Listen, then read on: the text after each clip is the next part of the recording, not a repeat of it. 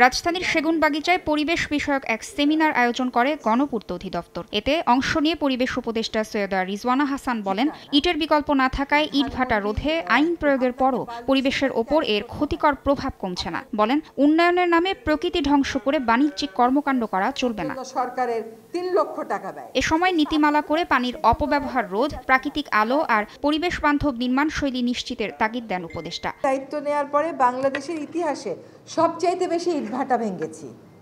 এটার তো একটা ডেটারেন্ট ইফেক্ট থাকার কথা ছিল, তা নাই। কারণ মার্কেটটা আমরা ইটের বিকল্পের জন্য তো প্রস্তুত করি নাই, এমনকি সরকারও করে নাই। সরকার একদিকে আইন করে ইটভাটা এরকম হলে ভেঙে দেবে, আবার সরকার আরেকদিকে ব্লক বা বিকল্পটাকে আমরা তো প্রমোট করছি না। একই অনুষ্ঠানে সরকারি হাসপাতাল, কারাগার, আদালত সহ এতিমখানা পরিবেশ উপযোগী করে নির্মাণ জরুরি বলে জানান গৃহায়ন ও গণপূর্ত উপদেষ্টা। কাজের ক্ষেত্রে কিন্তু কোয়ালিটি মারাত্মকভাবে কম্প্রোমাইজড, আর কম্প্রোমাইজড হয়েছে বলেই সেবার মানও অত্যন্ত খারাপ পর্যায়ে চলে যায় এবং মানুষ উপকার পায় না। আমরা চাই বাংলাদেশের সবুজ ভবন তৈরি হোক, যেখানকার ম্যাটেরিয়ালগুলো পরিবেশ সম্মত হবে, স্বাস্থ্যসম্মত হবে। নির্মাণ শিল্পের আধুনিকায়নে সরকারি নীতি নির্দেশনায় পরিবর্তন আসা উচিত বলেও মনে করেন দুই উপদেষ্টা। এর মধ্যে আমরা কতদূর তাসনিয়া নিশাত, মিম, সময় সংবাদ, ঢাকা।